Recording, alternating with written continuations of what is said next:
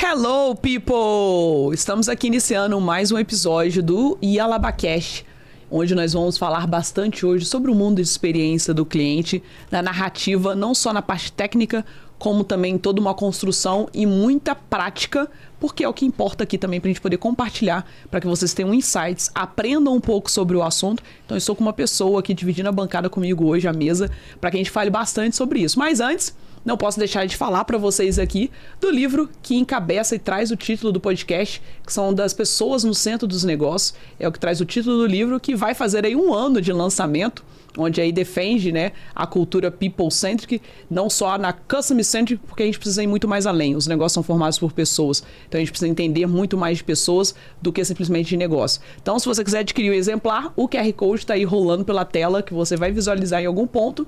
E não se esqueça de ir no nosso canal, se inscrever, para você poder receber as notificações sempre quando tiver um episódio novo disponível.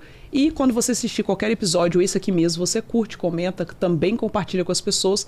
E se você é adepto daquele de somente escutar, a gente está na plataforma de streaming, no Spotify e na Apple Podcast, para te acompanhar aí no momento da corrida, no seu momento de trânsito, em qualquer oportunidade que você queira também aproveitar para aprender. Então, a gente também está nessas plataformas. E hoje eu estou aqui com uma profissional, a qual eu conectei com ela inicialmente numa forma online, e hoje estou tendo o privilégio de conhecê-la aqui, que está na tonalidade da sua marca, e eu gosto das pessoas que atuam, entendeu? Trazendo a mensagem do que elas trabalham diretamente, porque elas ali estão exteriorizando na roupa. Então eu tô com a Lu de Oliveira, né, que é CEO aí da Visão CX, isso onde mesmo. Ela atua hoje como profissional, como consultora, mentora, capacita também outros profissionais sobre o mundo de CX. Então seja muito bem-vinda, agradeço o seu tempo, que chegou de viagem e caiu logo aqui para poder conversar comigo.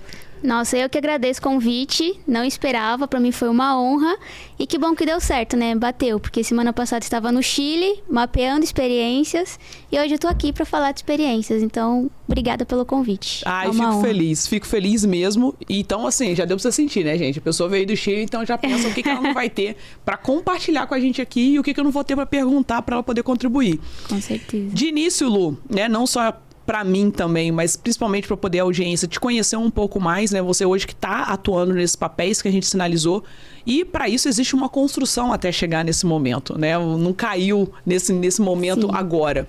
Fala um pouquinho da Lu profissional, do seu momento ali, né, de experiência, que você já passou por algumas empresas, assim como também sinalizar em qual foi o momento que deu um match total com essa parte de relacionamento com o cliente, com a experiência do cliente, quando isso aconteceu para você.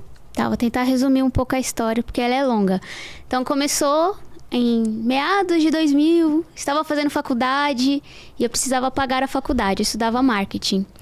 E aí, naquela época, o telemarketing era muito mal visto, não era visto como um emprego, como uma oportunidade de carreira.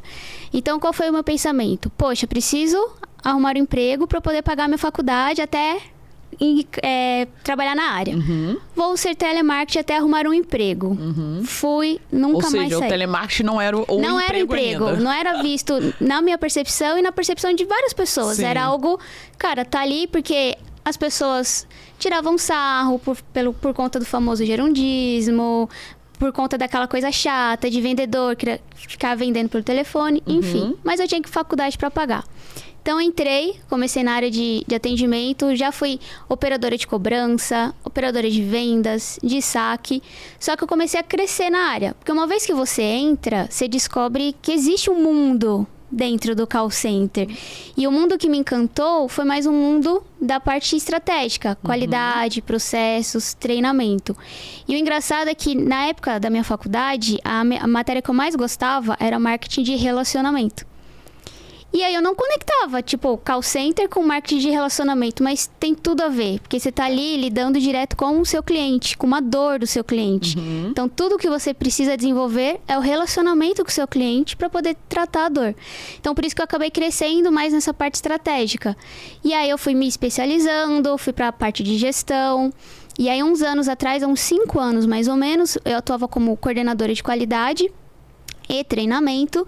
E aí a gente começou, eu sempre fiz muitos cursos, né? Porque o famoso lifelong learner, não Sim. pode parar. E aí, fazendo alguns cursos, descobri um tal de CX. O que é isso, né? Aí eu vi que conectava muito com o que a gente precisava para atendimento, com o que eu passava nos treinamentos para minha equipe, né? Comecei, me especializei. Aí eu trabalhava no call center, então toda a minha carreira até então são mais de 20 anos na área de call center, atuando em BPOs, prestando serviços para N segmentos. Então, porque quando você está no call center, você não foca no segmento de uma empresa. Sim. Você tem que aprender vários segmentos. Então, como eu era gestora de área de qualidade, então eu tinha que dominar segmentos de rede de estacionamento, meios de pagamento, escolas de inglês. Então, atuando nisso, você acaba abrindo sua mente e você vê várias experiências conectadas para o seu cliente. E aí, estudando sobre CX, a empresa resolveu abrir uma área e focar na área de CX. Então, peguei as minhas 2 caixinhas de treinamento e qualidade e absorvi mais a caixinha de experiência do cliente, Head de CX. E a gente começou a construir jornadas de atendimento, algo mais voltado. Porque uma coisa que acontece, a gente precisa entender o nosso cliente. O nosso cliente é do segmento do ramo de estacionamento. Mas o seu cliente que usa o estacionamento, ele também pode fazer uma aula de inglês. Ele também vai comprar uma cesta de Natal do Panetone da Balduco, porque ele trabalha lá na empresa, trabalha na área de compras. Então, não existe um perfil. O seu cliente, ele não veste um perfil quando ele aciona determinadas áreas. Então, você tem que entender ele profundamente para poder atender ele profundamente da maneira como ele precisa. Então, acabou dando muito match, eu acabei me apaixonando por essa área, tanto que o ano passado eu resolvi sair do segmento de atendimento de call center, de BPOs, porque eu estava muito na área de atendimento, de relacionamento com o cliente, mas eu queria expandir, né? Expandir um pouco mais a jornada como um todo, porque por mais que eu mapeasse a jornada, passasse para o nosso cliente contratante, o que acontecia? A gente ficava limitado, porque eu não era direto da empresa e a empresa não tinha aquele foco, tinha um teto. Assim, sim, e eu queria... Batia num platô porque a aplicabilidade, vamos dizer assim, né? E o resultado não dependia diretamente de vocês para aquilo acontecer. E eu queria viver mais aquilo. Então, aí durante isso me especializei muito em reputação de empresa. Então, ajudei marcas como Estapar, CNA, Global Payments, que hoje é Entrepay, a conquistar o famoso CLRA1000. Só que ainda não era suficiente. Então, foram mais de 7 marcas melhorando o relacionamento junto com as áreas internas lá da empresa. Mas eu queria mais, queria viver outra jornada. Então, saí, ressignifiquei minha carreira. O ano passado, comecei a atuar no Instituto Cliente Feliz, da Gisele Paula. E no meio disso tudo, quando eu estava lá atuando como líder de projetos, liderando os projetos de consultoria de CX, recebi uma proposta para tocar um projeto solo, sozinha, na Secretaria da Educação, para melhorar a experiência dos alunos, servidores e os pais dos alunos. E aí foi quando me deu o propósito de falar assim, não, eu posso ir mais além, né? Eu posso galgar minha carreira solo, meu próprio caminho. Construir minha própria jornada, não estando necessariamente vinculado a algum nome. Não que isso seja errado, tá, gente? Mas cada um sabe ali o seu momento, né? E o seu start e de acordo também se tá totalmente alinhado, né? No quesito independência, de você realmente ter a aplicabilidade da sua visão. Exato, porque eu não conseguiria absorver esse projeto atuando no Instituto Cliente Feliz. Esse projeto ia ser muito importante, vai ser muito importante para minha carreira. Então, pensa, é o primeiro projeto que eu conheço, pelo menos, de CX dentro do governo, né? De uma área pública. Sim. Então, apostei e isso para mim foi um divisor de águas, porque quando eu encabecei esse projeto, que era algo concreto, que eu teria uma fonte de renda, acabaram vindo N parcerias. Então, hoje tem um projeto que eu estou atuando junto com a People Experience, que é especialista em mapeamento de jornada. Tem a parceria com a Camix Customer, do Clube de Negócios, que é por conta dela e de uma outra parceira que a gente foi para o Chile, com um projeto também que a gente vai lançar logo. Então, abriu muito o meu leque de parcerias, de atuação, consegui viver realmente o que eu buscava quando eu estava estudando lá sobre CX. Mas a gente voltando um pouco para essa parte inicial de construção, se a gente pensar nesse momento do call center, né? A gente fala, até já falei, a gente já teve essa oportunidade de falar aqui com vários convidados, que a gente até fala que vai ter uma camisa que a gente vai criar e desenhar com a hashtag do call center pro mercado, sabe? Alguma coisa assim, porque são vários que realmente iniciaram essa trajetória ali.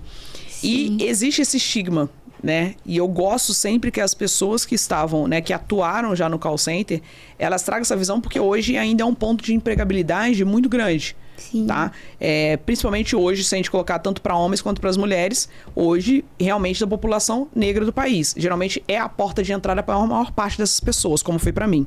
E a oportunidade também de crescimento para muitas pessoas. Exatamente. Então, assim, o que eu gosto, né, de chamar a atenção, e até nesse ponto seu de visão, para que as pessoas elas possam enxergar e entender que isso realmente não é, né, como você sinalizou, eu vou fazer isso aqui, mas eu ainda vou arrumar um emprego. Não. Ou seja, de que ali, de fato, ele é uma grande oportunidade e que, de fato, é um grande momento para que você possa extrair diversos conhecimentos para que você possa ampliar depois uma possibilidade de execução. Exato. Uma construção de jornada, de profissão e etc, etc, etc.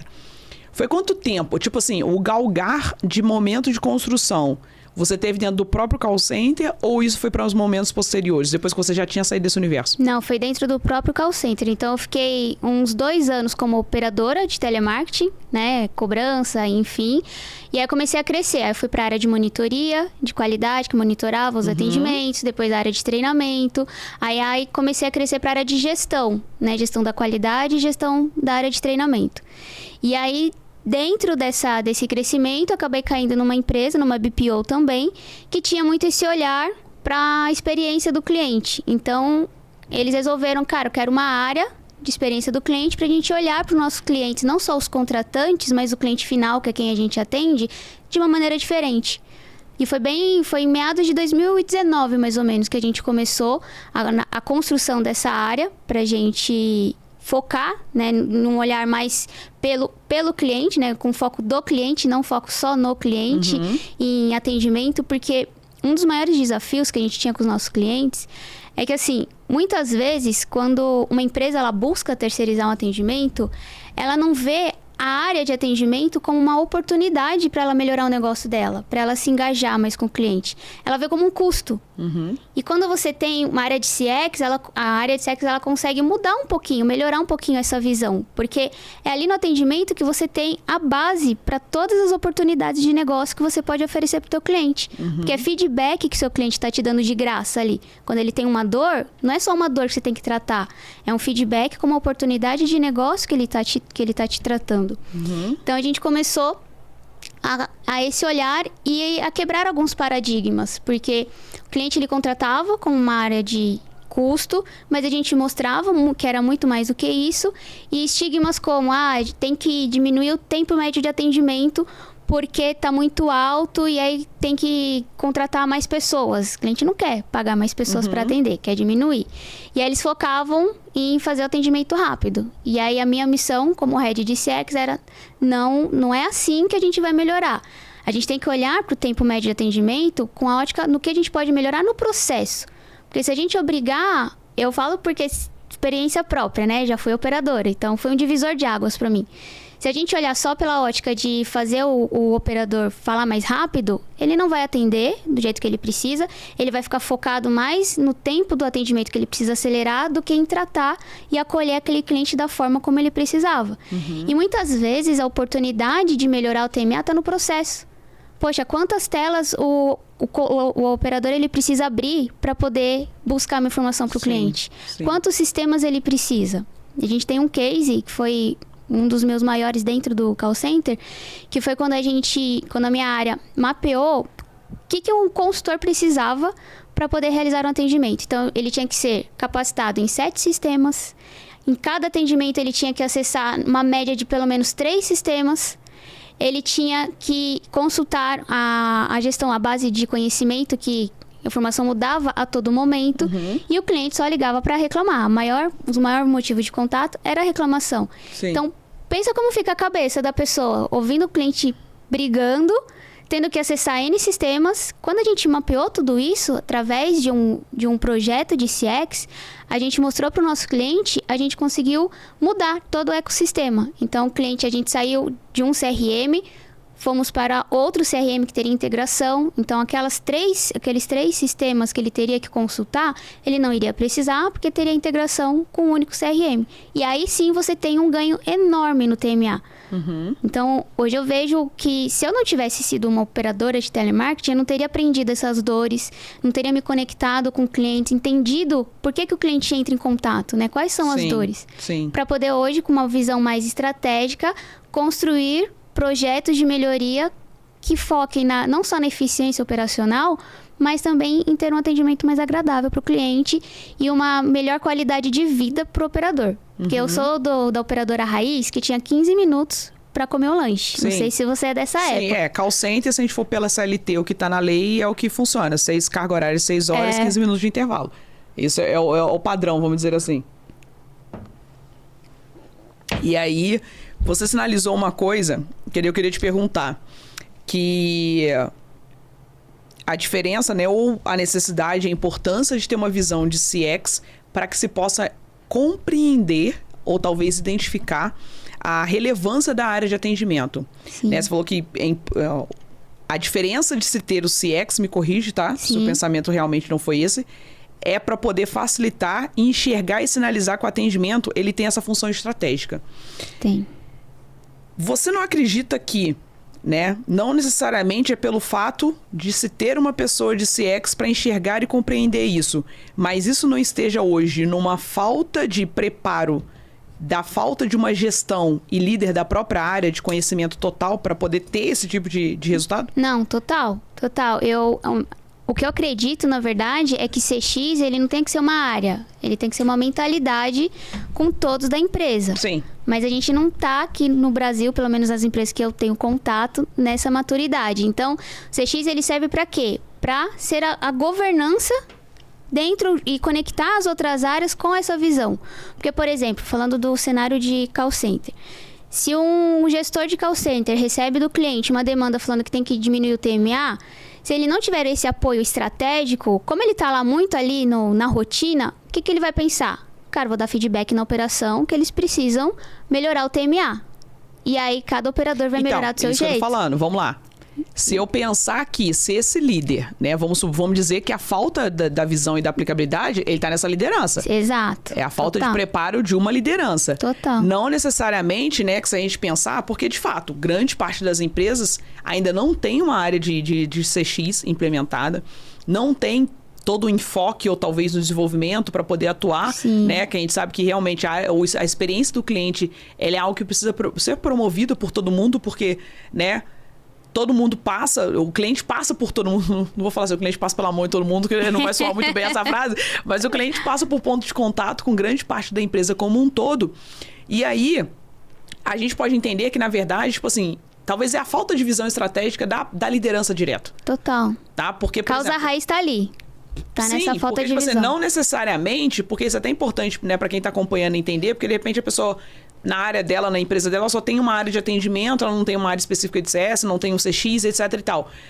O que pode sim, essas ações e essas estratégias serem desenvolvidas pelo próprio líder da área de atendimento. Sim. Só que o que é importante é a pessoa ter essa capacitação e o total conhecimento da jornada em si. Exato. Porque se você pensar, de fato, se eu tenho hoje uma demanda, né? Vamos colocar pelo parte do TMA, que é uma grande briga que as pessoas realmente discutem sobre isso. Né? Eu não posso colocar mais TMA como meta. Já foi meta durante um bom tempo. Na minha época de atendente, sim, TMA era meta.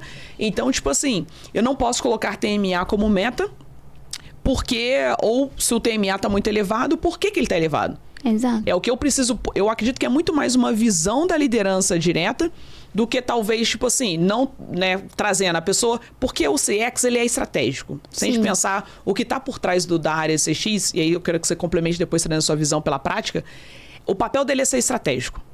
É ajudar, na verdade, é promover essa estratégia junto a todos na empresa para poder fazer algum tipo de entrega. Exato. E aí, de repente, para que essa liderança, que ela não consiga ter esse escopo e esse resultado, é porque falta, na verdade, uma visão estratégica para essa pessoa que está nesse papel. Total. Que é uma grande dificuldade.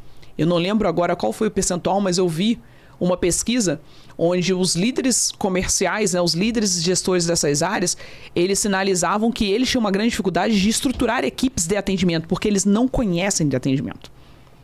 É uma grande diferença entre quando você tem uma pessoa que foi atendente e se tornou líder, quanto uma pessoa que vem diretamente para a liderança e ela não conhece na prática a operação. Exato. E não se debruça para conhecer. Não é que a pessoa que vai cair naquela cadeira, ela não pode, porque ela se envolvendo, ela vai desenvolver. Então, assim, qual que é a sua retórica? Se realmente é isso, tipo, se é que a gente pode considerar que realmente ele olha para um âmbito muito mais estratégico, de desenvolvimento e estruturação da empresa, essa parte de atendimento tendo ali realmente uma visão estratégica, porque é isso que eu falo, o atendimento, a parte da galera do front, para mim é o pilar, é o principal. parte principal. Sim. Isso para mim é indiscutível. Eu falo que eu sempre vou ser uma defensora total da parte de atendimento, porque para Somos mim é a duas. parte mais estratégica que fala sobre isso, né? Não só pelo fato de eu ter sido atendente, fui gestora da área também durante 5, 6 anos, desenvolvi o sistema comercial da empresa pautado em cima dessa cadeira, então o que ele contribui para a empresa como um todo é muito rico. Então, na visão Lu, né? Na visão CX, que hoje é o que você aplica dentro da sua entrega, qual que seria a sua construção de raciocínio e de mentalidade para esse escopo CX, CX? Às vezes até confunde, gente. A gente até confunde se eu falo em inglês, falo português, entendeu? Eu fico confusa aqui. Que você sinalizaria? Cara, na minha ótica, na minha visão, eu consideraria nesse sentido aqui. Cara, eu tenho muito a mesma linha de raciocínio que você, porque assim, quando você fala de experiência do cliente, você fala, é a soma de todas as percepções que o cliente tem com a marca. Resumindo, de acordo com a Forrester, é isso. Só que, o que acontece? Se você desenha toda uma jornada linda, maravilhosa para o seu cliente, um site incrível, que tem uma usabilidade espetacular, ele compra de um jeito fácil, mas quando ele precisa de ajuda, para que ele recorre? Para o atendimento. Então, se o atendimento ele não tem uma boa estratégia, se ele não está preparado, você vai colocar por água abaixo todas as áreas, tudo que você investiu para trazer aquele cliente ou para manter aquele cliente. Então, eu acho que a experiência do cliente, ela parte muito do que ele tem de experiência quando ele precisa entrar em contato com a marca, quando ele precisa de ajuda. E é o call center que está ali para poder prover tudo isso. Só que os gestores, eles têm total capacidade de se desenvolver nisso. Mas não é algo que hoje eu vejo que não é muito focado. O gestor de atendimento, ele é mais focado nos KPIs básicos, né? Só que ele não precisa ter uma área de CX para aplicar o CX. Sim. Ele precisa ter essa vontade, entender o cliente. Acho que tudo parte da percepção de eu pensar qual é o melhor que eu posso fazer para aquele cliente. Qual é o melhor que eu posso fazer para minha equipe. E focando sempre na parte, assim, o melhor que seja para a empresa, porque tem que se tornar sustentável, Sim.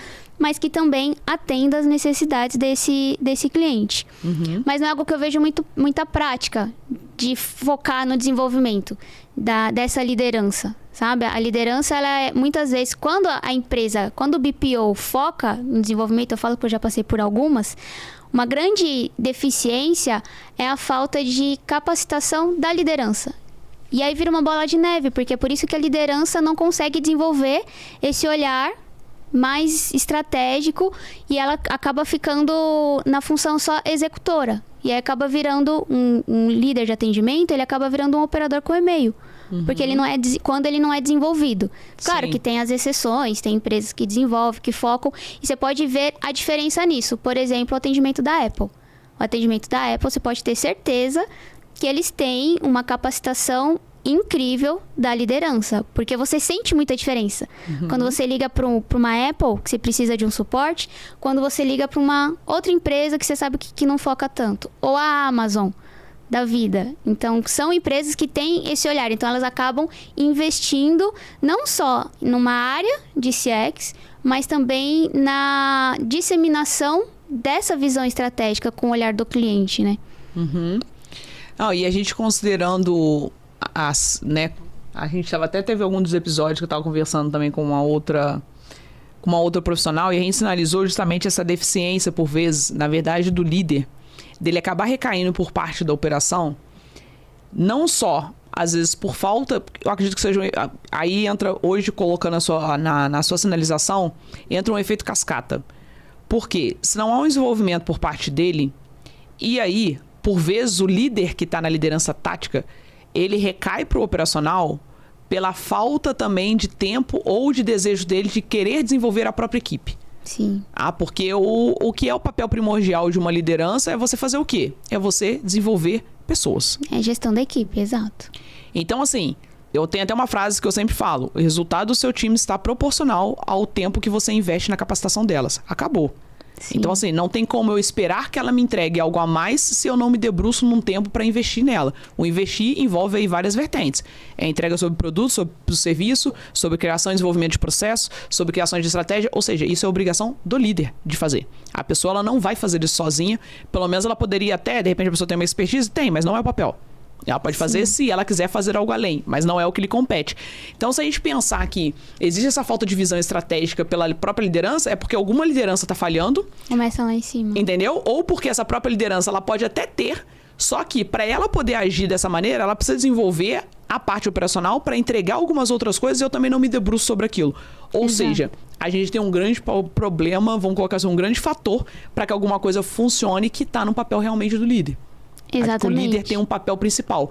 Eu não sei se dentro de algum escopo de algumas dessas que você já teve de prática, se instantaneamente você teve esse tipo de enfoque e esse tipo de sinalização do seu radar apontar, cara, aqui a questão está na gestão, aqui está na liderança. Se realmente tiver uma modificação, um ajuste aqui, o negócio funciona. Você chegou a visualizar isso na prática? Aconteceu com você? Olha, teve quando eu atuava no Instituto Cliente Feliz, a gente teve um projeto de CX que lá a gente teve que começar pela parte de cultura, aculturamento, porque era uma empresa que tinha 2 sócios. Então, era como os Capuletos e os Montecchios. Então, eles não se batiam. Só que um sócio comprou a ideia do projeto de CX e o outro sócio acabou aceitando essa ideia. E abaixo concordou? desse... Tá bom, concordou. Então e abaixo desse sócio, tinha mais 12 mini sócios, digamos assim. Porque era como se fossem afiliações. E aí, o que a gente teve que fazer antes de iniciar o projeto de CX mesmo? Fazer um projeto de aculturamento. Então, é trabalhar diretamente com aqueles sócios. Só que o que aconteceu nesse projeto? A gente não conseguiu, a gente teve que mudar o escopo. Porque a própria liderança não aceitava que tinha que mudar para um outro olhar que seria mais focado para aquelas necessidades do cliente. Então, no meio do projeto, teve que fazer um outro escopo de projeto para a gente conseguir entregar algo. Então, saiu de um projeto de centralidade do cliente e passou para um projeto de CS. Uma jornada que a gente ajudou eles a mapear a jornada de sucesso, né, daquele cliente para fazer algo entregável para melhorar um pouquinho a experiência daquele cliente. A entrega final, né? Que a entrega de uma certa final. forma evoluísse ali no ponto com o cliente. Exatamente. E tudo isso foi por conta da liderança. Não conseguimos avançar. Então... Ou seja, se a gente realmente não tiver, né, os líderes, independente do que eu falo, independente dos níveis, né, seja o CEO, seja o founder, seja o tático aqui, o líder de equipe, mas se eles não estiverem isso realmente, né, envolvidos e realmente colocarem ali, né, para estarem voltados para se debruçarem nesse desenvolvimento, não vai acontecer. E tem um outro exemplo que aí é o oposto. Então, aí agora voltando alguns anos, atuando em call center, a gente teve um desafio que o nosso cliente queria, porque queria o bendito CLRA1000. Só que a gente, na época, a gente tratava o Reclame Aqui como mais um canal. Então, a gente não tinha esse know-how. Sim. E aí o cliente ficou lá martelando, eu quero CLRA1000, vocês não mudam de selo, vocês não mudam de selo. E como eu era estratégica, qualidade, processo na época, a operação não gritava, eu não entrava, ficava ali no arroz com feijão. Só que ele subiu pro dono, né, pro sócio majoritário, que, né, fez o escalation lá pro meu diretor, que era um outro sócio. E aí meu diretor falou, vamos comprar essa briga? Vamos nos aprofundar nesse conhecimento? E aí, até então, o que acontecia? Ficava muito na mão do supervisor. O supervisor tratava o Reclame Aqui como um canal qualquer. Só que quando a gente envolveu ele, quando a gente deu um banho de loja do que é o Reclame Aqui, da importância, a gente levou eles para fazer o curso direto lá na RAD, no Reclame Aqui. Eu fiz o curso e a gente pegou todo esse conhecimento, a gente passou para a operação, não só para a supervisão, mas para os atendentes. Com base nisso, a gente criou outras estratégias. A gente conseguiu conquistar o CLRA1000 em 5 meses. De 2 anos que a gente estava com atendimento, em 1 ano que a gente estava com aquela operação implantada, com o cliente querendo a bendita RA1000 em 5 meses, quando a gente definiu, até a gente engajar todo mundo, treinar e tudo mais, veio o selo RA1000 para as 2 marcas, que era um cliente que tinha 2 marcas. Sim. Era uma concorrente do Trocafone, que hoje nem tá mais no Brasil. A gente virou o selo das 2 empresas na mesma semana, depois de 5 meses. E isso só foi possível, não foi porque eu fui lá, debrucei. Eu fiz a gestão desse projeto, implantei, ajudei a disseminar tudo isso, mas só deu certo porque a liderança foi devidamente capacitada, envolvida e engajada. Era outra coisa, era uma outra operação. Sim. Então, eu te mostrei um case quando a liderança não compra e um outro case quando a liderança compra. Uhum. Porque para esse treinamento, que eu falei pro meu diretor, eu falei assim, olha, achei um curso aqui do Reclame Aqui, lá no Reclame Aqui, no RAD, eu já comi tudo que tinha de páginas do Reclame Aqui, mas não me sinto segura ainda, quero fazer esse curso, mas eu quero que a gente leve também o gerente da operação, o supervisor da operação, o coordenador da operação e 2 pessoas da minha área, né? Uma de treinamento e uma de qualidade. Porque todo mundo tem que estar engajado. Sim. E foi a partir daí que tudo começou a mudar, sabe? Quando você envolve, você investe na capacitação. Sim. E, por exemplo, um exemplo prático e claro, né? Primeiro, de que é importante que a autoliderança compre Sim. a proposta, de que realmente seja desenvolvido e que o que também é algo que eu sempre gosto de falar aqui e sempre deixar isso bem claro, que é sobre o senso de pertencimento. Sim. Não adianta. Nós somos seres humanos e no nosso manual, que foi escrito há mais de 2000 anos, lá diz sobre a questão do pertencer, né? É um dos princípios da humanidade. Então, todo mundo gosta de se sentir envolvido. Todo mundo quer fazer parte de uma tribo, né? Hoje em dia, a gente tem várias tribos aí. Sim. Seja de marcas de tênis, seja de celular, seja... Todo mundo quer estar envolvido numa tribo. E isso também se remete na atuação. Se remete para projetos. Se remete para o que você vai construir. Então, por quê? Naturalmente, a gente, quando se sente pertencente, a gente se compromete. Exato. Então, eu acredito que até um dos grandes motivos, né, e uma das grandes visões que a liderança realmente precisa pregar é: eu preciso colocar a minha equipe envolvida com isso. E o que é eu colocar envolvida? Eles entenderem o porquê. Exato. Do porquê está sendo feito. Né? As pessoas não querem, pelo menos, não posso nem falar que isso é de agora, porque eu me lembro que desde na época quando eu estava no mundo corporativo, isso já era muito assim, era do entender, mas por que a gente precisa, né? Eu era líder, né? Na época eu era líder também, era sempre na época, na oportunidade de você explicar por que tem essa meta, né? Por que a gente precisa alcançá-la? Por que é importante bater, né? Qual que é o seu papel de impacto para poder chegar nesse número? Então, quando o ser humano ele se sente envolvido naquela proposta e naquele desafio, ele vai se comprometer e ele vai realmente se entregar. Isso, com certeza, de projetos também, quando você vai fazer de consultoria, qualquer coisa, você entende, você enxerga isso, né? De quanto mais você envolve as pessoas, mais aquele projeto vai dar resultado. Nossa, mais aquele projeto vai ser de entrega. E principalmente se tratando da galera base, que é a galera Exato. Que tá lá embaixo e que realmente, quando você consegue trazer isso para elas sentem ali uma relevância na construção e elas colocam, poxa, legal, tô participando, vou fazer acontecer e quero ver o resultado. Exatamente. Tá acontecendo muito no projeto da Secretaria da Educação, que o projeto lá é para experiência do usuário, né, do aluno, professor e tudo mais, mas também é um projeto de CRM, que Sim. a gente vai reestruturar toda a gestão de relacionamento com o cliente. E lá, onde eu comecei? Eu quero ficar primeiro na central de atendimento, porque é sempre o patinho feio. Central de atendimento é sempre patinho feio. Só que o projeto é para central, é para atendimento. Então, por que eu vou focar ali no alto escalão, sendo que é no atendimento que vai vir a grande transformação? Então, comecei, me aproximei deles. E aí, toda reunião que eles marcavam, eu falava, coloca a gestora da operação. Quero Sim. ver a líder da operação. Isso traz uma motivação, uma vontade de querer participar, de ajudar, que, cara, não tem nem como descrever. Então, ela tá muito engajada com o projeto, ela tá falando desse projeto para todo mundo, ela tá vendo esse projeto como uma luz no fim do túnel para eles, assim, sabe? Então, é muito diferente quando você não só engaja, mas quando você também ouve as pessoas. Primeira coisa que eu fiz, ouvi primeiro a gestora do atendimento e conversei com cada um que faz o atendimento na Secretaria da Educação, que recebe. Perguntei quais são suas dores, o que você acha, que nota que você dá para o sistema, que nota que você dá para o processo, que nota que você dá para isso, o que você acha que poderia melhorar. Por que a operação é separada? Porque a equipe é dividida em duas, né, tal. perguntei a percepção deles. Então, eles se sentiram ouvidos. Sim. E aí, você vê como que ganha força isso. Diferente do que você cria um processo e só fala lá, executa. E é muito do que o Simon Sinek prega, né? Por quê? Né? Você tem que entender qual é o seu propósito. Você tem que começar pelo propósito e não pelo processo. Quando a pessoa entende o propósito, o processo fica muito mais fácil. Sim. E era muito isso que eu pregava lá na área de atendimento. Sim.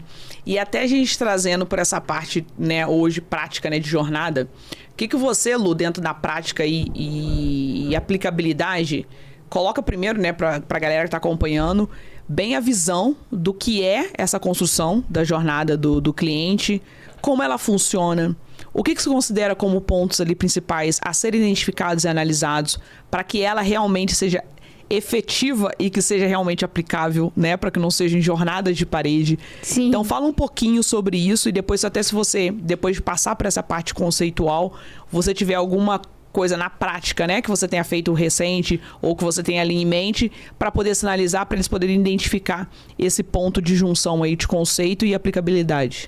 Cara, a jornada do cliente, ele começa no momento zero da verdade, que é um termo cunhado pelo próprio Google, onde ele defendeu que, assim, o cliente, antes dele se tornar cliente, o que ele faz? Quais são os passos que ele segue? Então, hoje, né, com o nível de informação que nós temos, com a acessibilidade das redes sociais e tudo mais, o cliente, primeiro, ele entende que ele tem uma dor, que ele precisa ser sanado. Então, eu preciso ir no dentista, por exemplo. Preciso ir no dentista, qual a primeira coisa que eu faço? Dentista é algo delicado. Vou perguntar para os meus amigos. Vou procurar, vou dar um Google. Vou procurar nas redes sociais. Achei uma empresa lá, vou nas redes sociais para ver o que eles geram de conteúdo para me dar confiança. Uhum. Aí eu começo a pensar em marcar um orçamento nesse dentista para eu poder seguir o meu tratamento ou não. Então, a jornada do seu cliente começa na dor, quando ele descobre que ele tem uma dor e ele acha você de alguma forma, seja numa propaganda da TV, seja com um amigo falando, ou o Reels no Instagram, ou uma dancinha no TikTok, que as empresas estão em todos os lugares hoje. E a partir disso, você como empresa tem que olhar para o seu cliente, não só a partir do momento que ele está lá dentro, mas também o que ele precisa para vir para você. Então, como que tem que ser a usabilidade do meu site? Tem que ser fácil. Muitas empresas hoje escondem o número da central, que é para o cliente não achar, para não ligar, para evitar o transbordo para a central. Já passei muito por isso. O cliente esconde. A usabilidade do site está lá muita propaganda de venda, mas não mostra o que realmente aquela empresa entrega. Então, tudo isso faz parte da jornada do seu cliente. Uma vez que seu cliente te achou, decidiu confiar em você, você tem que preparar ele, tem que acolher. Porque o grande desafio não é você vender, é você seguir com esse cliente na jornada. Então, se o cliente comprou de você, seguindo o exemplo, comprei o tratamento, vou fazer com essa clínica, cara, como que eu tenho que ser cuidado? Então, tem um projeto que eu estou fazendo de jornada, que o pessoal ele já tem uma maturidade de experiência do cliente que é incrível, e eles querem melhorar ainda mais. Então, que é a Murai Odontologia. Depois eu te mando até o @ que você vai achar impressionante. E lá, o que eles fazem? Quando o cliente, o paciente, ele resolve ir lá para a clínica, ele tem toda uma experiência. A recepcionista manda uma mensagem de WhatsApp. Eu falo porque antes de eu prestar esse serviço, eu fui cliente. Então, acabei sendo uma cliente oculta aí. Sim, indiretamente. Tudo. Exato. E aí ela manda uma mensagem perguntando se você vai de carro ou se você vai de ônibus, de transporte público, para ela te dar os melhores direcionamentos. Se você vai de carro, ela te dá o melhor caminho. Ela fala que tem estacionamento. Então, tudo isso faz parte da jornada. É você pensar em todos os passos que o seu cliente precisa seguir para completar a sua trilha dentro da empresa. E cada detalhe faz a diferença. Então, quando eu fui, eu achei incrível. Que ela falou assim, olha, vai por outro caminho no Waze, porque tá tendo... acho que era carnaval. Tá tendo bloquinho aqui e a rua tá fechada. Cara, é clínica de odontologia. Sim. Sabe? E aí você chega lá, o ambiente extremamente limpo, né? Óbvio, tal.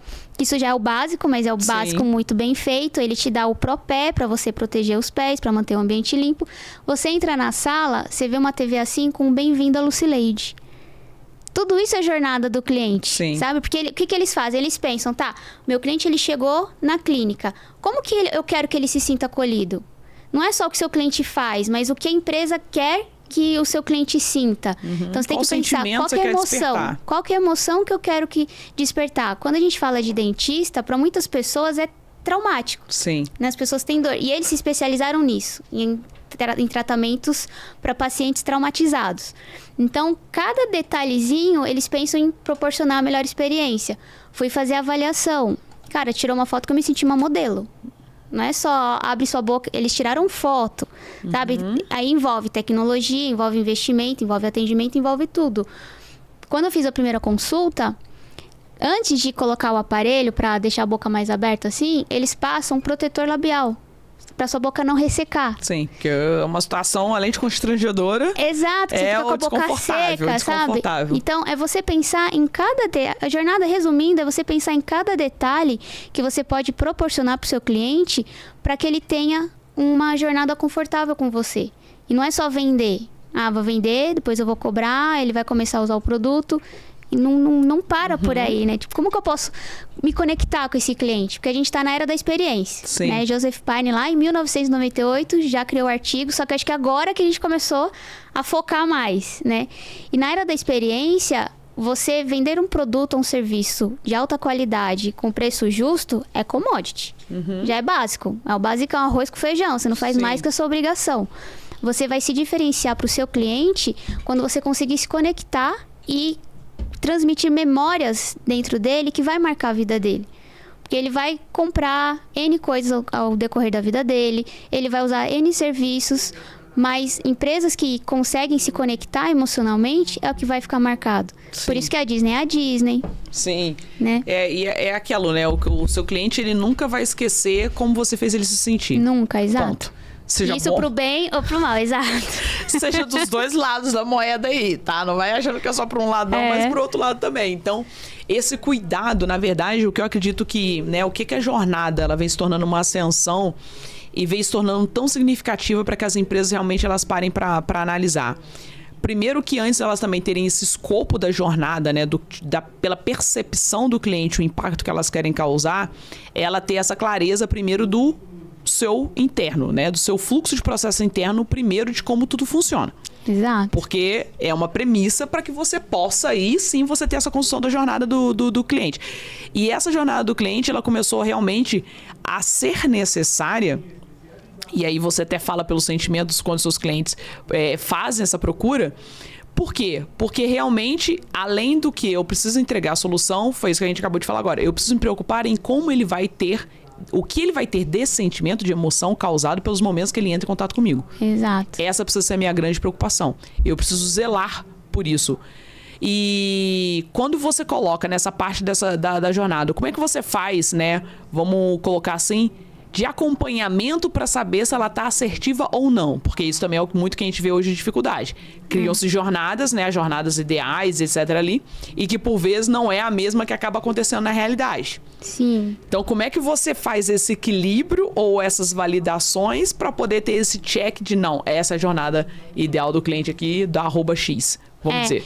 Isso é muito importante porque, assim, você precisa ter um propósito muito claro quando você vai mapear a jornada. Tem que ter o olhar do cliente, mas qual que é o grande ganho para a empresa? Cara, eu tendo o mapeamento da jornada do meu cliente assertivo, eu vou saber onde eu tenho que investir esforço e dinheiro que vai trazer maior valor agregado pro meu cliente. Porque se você não tem essa visão, às vezes você concentra suas forças, seus investimentos, seu tempo em um processo que seu cliente nem liga, nem vê valor. A jornada te proporciona essa visão muito clara. Só que a jornada por si só, ela é o começo de algo. Ela é um diagnóstico. Ela não é uma entrega. Ela não é o fim. O grande desafio está nas implementações das melhorias dessa jornada. Então, uma vez que você mapeia a jornada pela ótica do cliente e entendendo os processos da empresa, então tem a jornada e tem o blueprint, que é a parte de processo. Você junta com a squad de trabalho da própria empresa e eles vão definir das implementações qual que vai ser a esteira de implementação. Porque não adianta só, a gente identificou 50 oportunidades aqui de implementações na jornada. Vai adiantar colocar numa esteira? Você não vai entregar. Então, por mais que muitas vezes queiram que isso aconteça, mas a grande realidade não é assim, queridos, não é assim. Não é. A grande realidade é que se começar assim, o projeto vai ficar engavetado. Então, você tem que conciliar entre dessas 50 implementações que eu já vi de oportunidade, vamos começar pelas que mais agregam valor para o cliente. E aí isso você traz nas entrevistas em profundidade, que você faz com cada cliente e tudo mais. Então faz uma matriz de priorização para saber dessas que mais agregam valor, por onde que eu começo. E aí sim você abre o projeto, faz uma sprint para uma entrega, outra sprint para outra entrega. Entregou uma primeira sprint, tem que ter algum acompanhamento. E o acompanhamento é, cara, implementei isso daqui. Então, por exemplo, lá na clínica lá da Murai, uma oportunidade que eu identifiquei, apesar da jornada já ser ótima, é que eles não têm uma continuidade depois que termina o tratamento. Porque saúde bucal é uma coisa que você não para de tratar. Você faz um canal... Mas o mínimo ali você vai acompanhar, né? Seja ali a questão de profilaxia, enfim, né? Tudo que você vai seguir fazendo. Tem Exato. E uma das coisas que o cliente mais via valor e sentia, uma das poucas coisas, porque era sempre muito completo, era não, ninguém me acionou pra fazer um outro tratamento, pra fazer uma limpeza, pra me lembrar que eu tenho que ir lá fazer uma profilaxia. Então, isso já entra como um grande valor. E qual que profilaxia é a limpeza bucal, tá, gente? Só pra poder... A gente não tem um técnico aqui pra ninguém se perder no fio da meada aí. Então, qual que é o investimento disso? Cara, é uma melhoria no processo. Colocar ali no CRM, no sistema, para dar um alerta, engajar a colaboradora de lembrar. Então, isso gera grande valor. Mais do que se ele investisse numa grande tecnologia. Outra coisa que eles identificaram também. Tem uma pequena quebra na experiência quando você precisa fazer uma radiografia. Né, tirar um raio-x da boca, porque lá eles não faziam. Então, eles sempre, na maioria das clínicas, não fazem. Então, você pega o encaminhamento, vai para um outro lugar, faz o exame. Só que aí quebra um pouquinho a experiência, porque em outro lugar não é a mesma experiência que a da Murai. O que eles fizeram? Investiram em tecnologia. Então, o cliente não precisa ir em outro endereço, ele não vai ter essa quebra, vai manter o mesmo padrão, vai ter o exame muito mais rápido. Aí, é investimento pesado em dinheiro. Mas são coisas, assim, totalmente diferentes. Então, você consegue identificar isso uma vez que você mapeia e você está sempre ali olhando e alimentando a sua jornada. Porque a jornada ideal, ela só vai acontecer conforme as implementações forem acontecendo e forem acompanhadas. E para você validar isso, nada melhor do que o próprio feedback do seu cliente. Então, coloca uma pesquisa de satisfação, uma pesquisa de NPS, volta com ele para ver se ele sentiu alguma diferença, se melhorou, se não melhorou. É ouvir o cliente. Tem que estar ali constantemente. E aí, você até trazendo essa parte da escuta do cliente, né? No caso, posterior à jornada. Mas vamos voltar para o início, anterior para o começo da jornada, né? Quais requisitos ou o que você colocaria como... Ou o que você, né, Lu, sinaliza para quais clientes serem ouvidos para sinalizarem, né, ou darem algum tipo de sinalização para essa construção de jornada, né? Essa pesquisa que é feita com uma base ali. O que você considera de relevante? Quem, de repente, eu posso olhar para minha carteira e falar assim, poxa, são essas pessoas aqui que eu quero trazer, né? Existem algumas empresas que hoje intitulam esse tipo de projeto como embaixadores, né? Vamos dizer assim. Então, o que você, na prática... Quem que você, de repente, geralmente você sugere? Cara, pega lá os seus top 10, seus top... Depende também do percentual, porque depende do tamanho da base da pessoa. Mas o que você elenca como primordial para levar em consideração, para ter essa escuta, para ser uma escuta realmente válida, que represente e que vá somar para a construção desse projeto? Aí tem uma etapa antes de mapear a jornada, que é a etapa de mapeamento da persona. Porque uma empresa, ela tem o público-alvo, ela tem a buyer persona, que é quem compra, e muitas vezes ela tem a persona, que é quem realmente usa o produto ou serviço.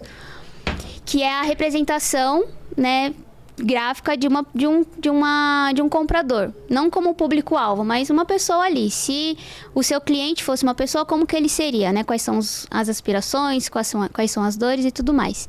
E aí você faz esse mapeamento também nas entrevistas com os clientes. Então, o que eu sugiro e costumo fazer e aplicar é, primeiro, entender qual que é a estratégia da empresa. Porque, por exemplo, nessa clínica, ele tem um público que é um público de alto nível, classe A e B. Só que ele também está com um desejo de abrir um pouquinho mais, deixar mais acessível para as classes C. Então, o cliente ideal dele, que é o que a gente chama de ICP, é o público A. Mas o cliente que ele quer atingir para determinado projeto é o público C. Então, você direciona aquela persona. Então, dentro dessa sua carteira, quais são os clientes da classe C? Dentro da jornada que você quer ainda melhorar, eu foquei, por exemplo, nos clientes A e B. que são os que já estão muito envolvidos. Então, pedir lá pelo menos 6 clientes, porque como a entrevista é em profundidade, a partir do 5º você já começa a ver os mesmos padrões. Então, você não precisa fazer um monte de entrevista. Você entrevistou 6 clientes pro tamanho da carteira e pelo foco, você já consegue identificar padrões. Mas você começa entendendo qual que é a dor que o seu cliente quer tratar. Sim. Porque uma empresa, ela tem N personas, né? E aí, quando você vai mapear a jornada, ela tem que estar muito linkada e alinhada com determinada persona. E aí, você foca, tá? Qual é o cliente que você quer atingir? Qual que é a sua estratégia de negócio? Porque a sua jornada tem que estar linkada com a sua estratégia de negócio. Não adianta você mapear a jornada de um cliente A se você quer fazer mudanças para a classe C. São públicos totalmente diferentes. Então, resumindo, você precisa entender qual que é a estratégia da empresa e com base nisso aí você pega os clientes de determinado perfil. E uma coisa que eu acho que também é muito relevante é não só ouvir quem se tornou cliente, mas também tentar pegar aquelas pessoas que não chegaram a se tornar clientes, para entender o porquê, porque aí tem mais oportunidades ainda. Sim, para ver se é por alguma correção de algo que você deixou de fazer ou deixou de entregar, ou por uma falha de, sei lá, de canal de contato, porque eu entrei no site e não tenho um telefone de uma central, ou enfim, existem inúmeras possibilidades que podem ser sinalizadas para que você já corrija isso dentro da jornada ali e você realmente tem uma jornada mais próxima da ideal e de excelência possível. Exato. Né? A gente sabe que não vai ser a jornada perfeita. Porque, por vezes, né, as empresas, quando querem que você faça uma construção de jornada, que vai lá e te pede um projeto para você poder fazer todo o desenho, é que eles acham que vai ser aquela construção, aquela jornada perfeita que você não vai ter nenhum tipo de problema. Não, primeiro, porque ela é mutável e precisa ser. Cara, você acabou de mapear, você já tem que mapear de novo. O que eu recomendo? Você sempre tá olhando para sua jornada e atualizando pelo menos a cada 3 meses. Não é assim, fiz, mapeei a jornada, tá lindo.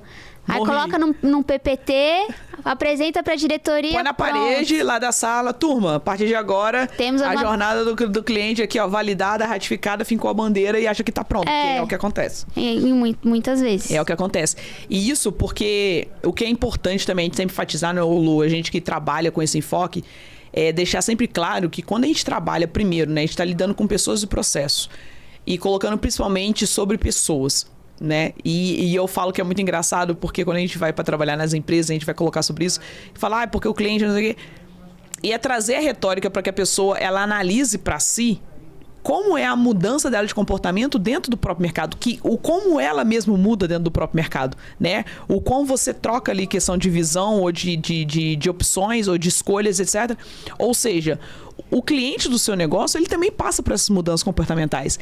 Por isso que não dá para ser engessado. Não. Porque isso vai mudar constantemente, né? A gente é impactado por N situações, N variações que acontecem no mundo como um todo, né? Várias esferas que vão mudando o nosso comportamento. Hoje a gente está numa era de transformação digital, tecnológica absurda. O ChatGPT aí para provar, né? Entendeu? Que vai o quê? Impactar automaticamente no meu comportamento como pessoa e naturalmente, eu tendo conhecimento, começando a experienciar aquilo aqui, quando eu for ter o contato com alguma empresa, alguma coisa, eu vou levar essa realidade para lá.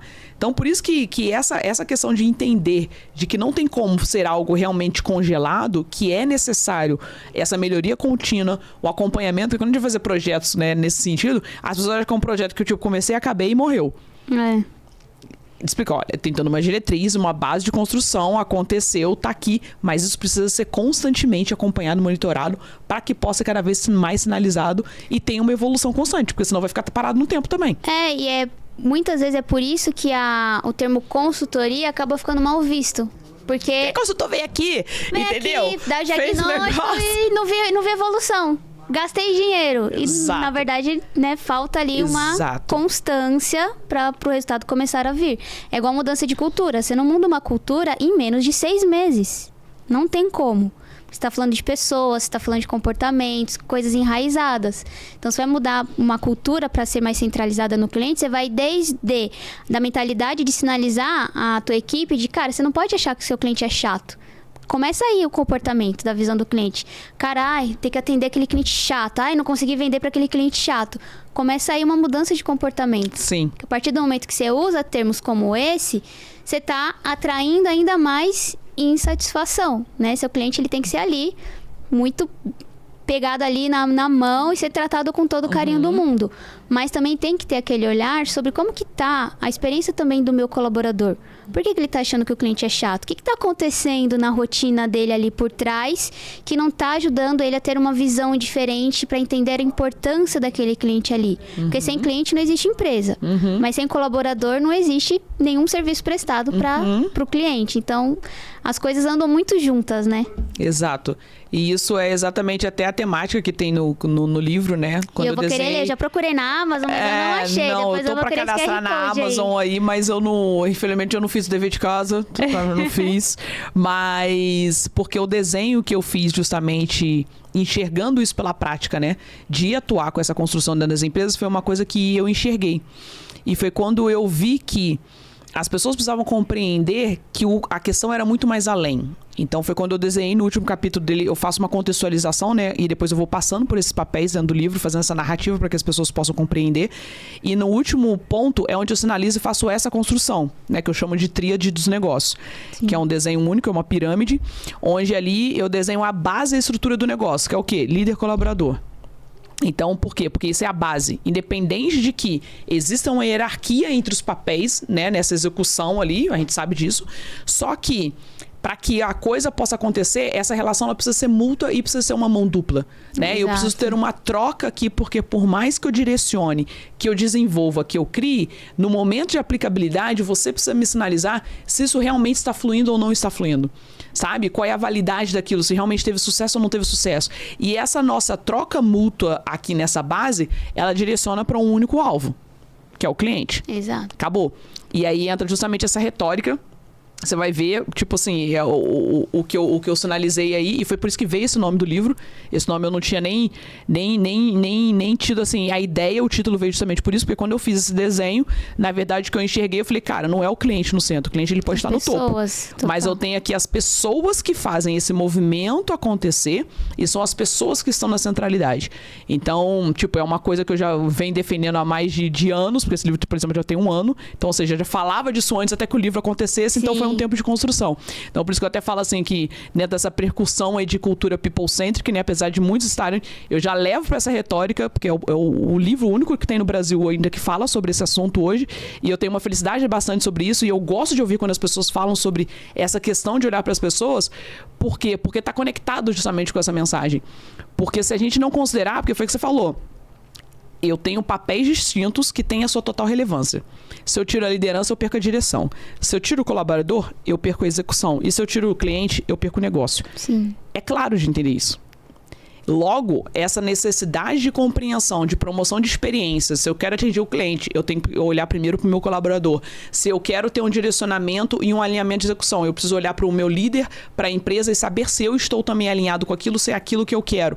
Se o cliente, quando ele olha para aquele colaborador, tipo, ele está me atendendo da forma como eu desejo, ou seja, não tem como fugir desse game. Tá tudo conectado, não tem como. Não tem como. Isso atinge também, a gente fala cliente, mas atinge todos os stakeholders, todos os outros pontos que possam ter. Sim. Então, esse ponto que você sinalizou, ele realmente é extremamente importante. A gente precisa compreender de fato essa clareza, né? As empresas precisam realmente enxergar dessa forma clara e precisa e entender que, se não começar numa premissa de mudança cultural, esse resultado que eu desejo, ele não vai ser alcançado e não vai ser conquistado.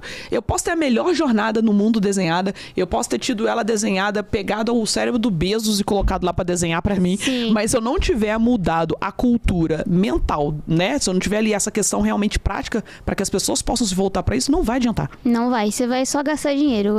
Primeiro você começa com comportamento, conhecendo, entendendo as pessoas, para depois você pensar realmente na estratégia, porque não dá para mudar a ordem das coisas.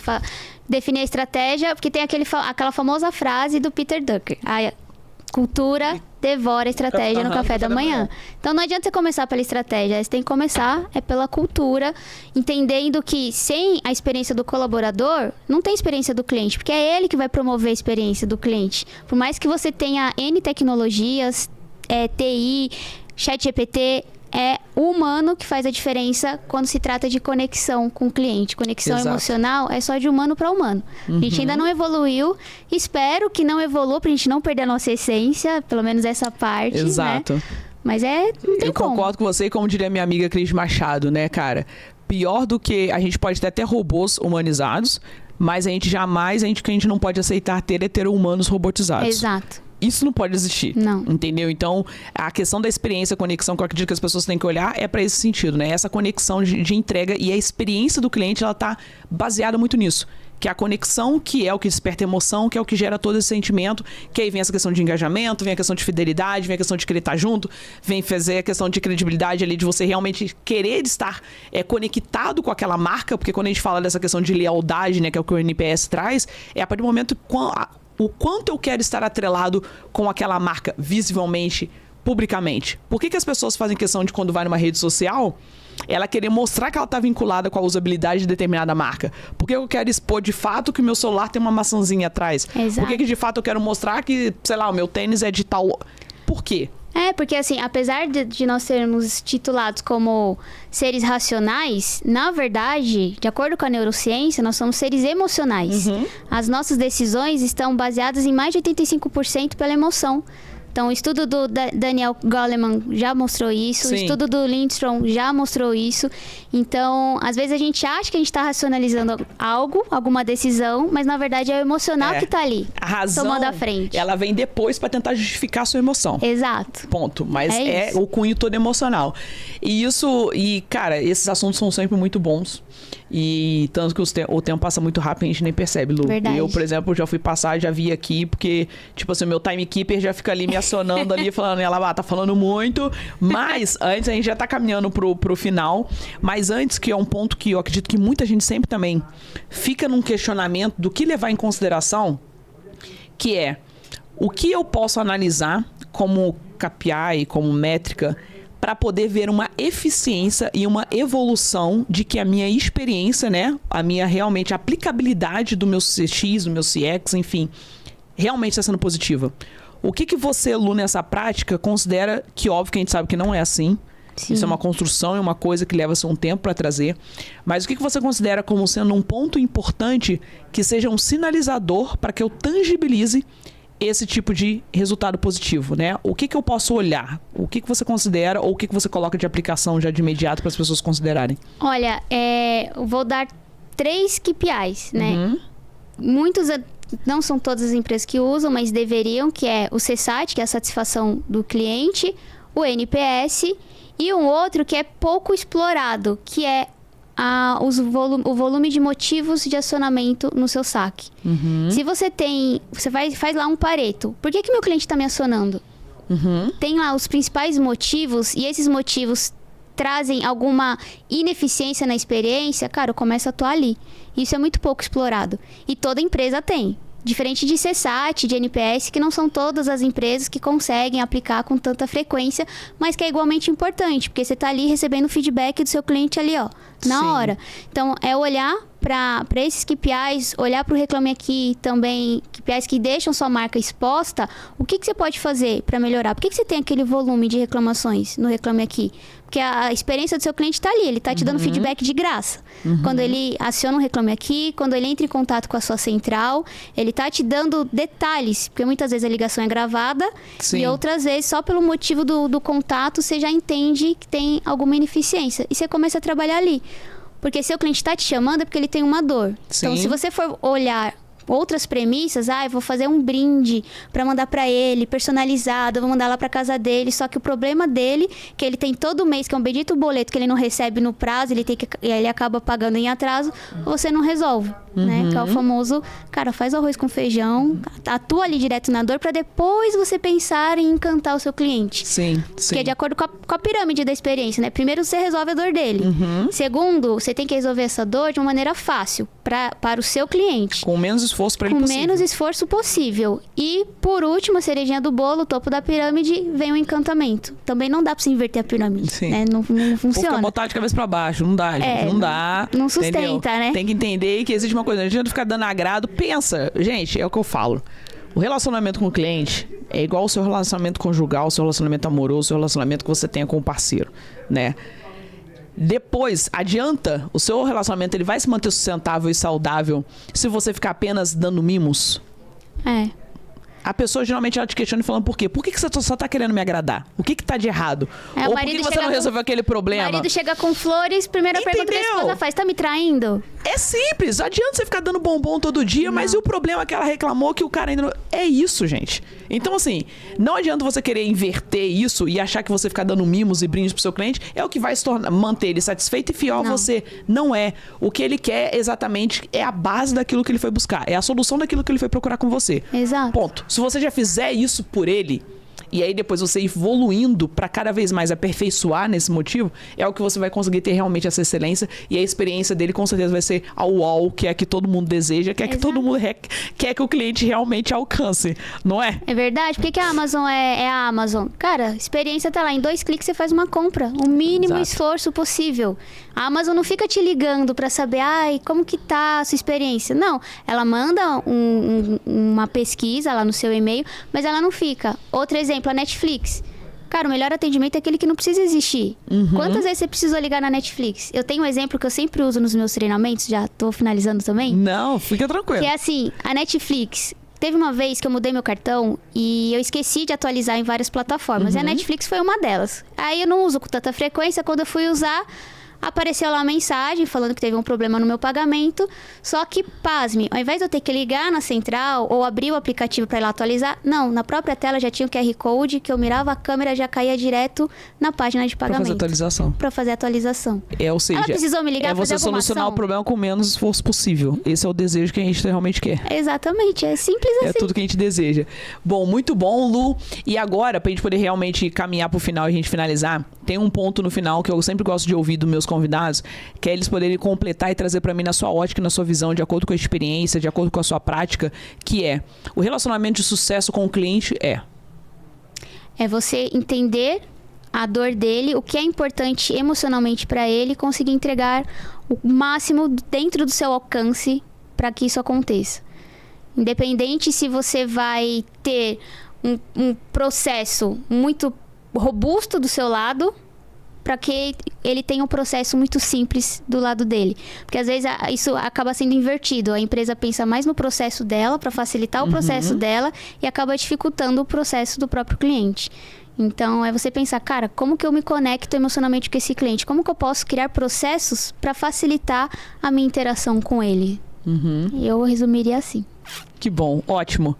Lu, obrigada pelo seu tempo, pela sua disponibilidade, por você ter se colocado para vir até aqui contribuir, comigo, porque eu sempre aprendo, eu gosto sempre de ouvir, gosto de realmente trazer algumas bolas aí e pra gente poder debater, porque a gente vai aprendendo com as escutas e com essas trocas, de contribuir com a audiência também, com a sua ótica, com a sua experiência. Então, muito obrigada por você ter disponibilizado e vindo para poder participar aqui comigo, tá bom? Eu que agradeço, foi uma honra esse convite, adorei, já tô louca para ler o livro, tô quase aqui roubando pra levar pra casa. Eu vou te dar, tá? Eu vou te dar, você pode levar ela pra casa, que você pode levar pra poder ficar com você.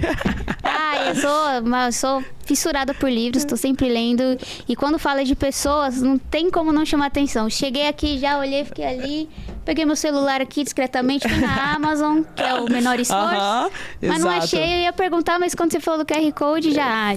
quando eu for assistir, eu vou pegar o QR Code, mas não se preocupe que você vai levar ele de presente. Então, obrigada mais uma vez, tá bom? Gratidão. Pelo seu tempo aí e na jornada, e que a gente siga aí realmente levando essa visão de experienciar e de promover o melhor atendimento ao público aí de uma forma geral. Conta comigo, adorei vir aqui. Se quiser chamar mais vezes, estou super à disposição. Obrigada, gente. Vamos sempre. People, terminamos assim mais um episódio do Yalabá Cash e semana que vem a gente tá de volta.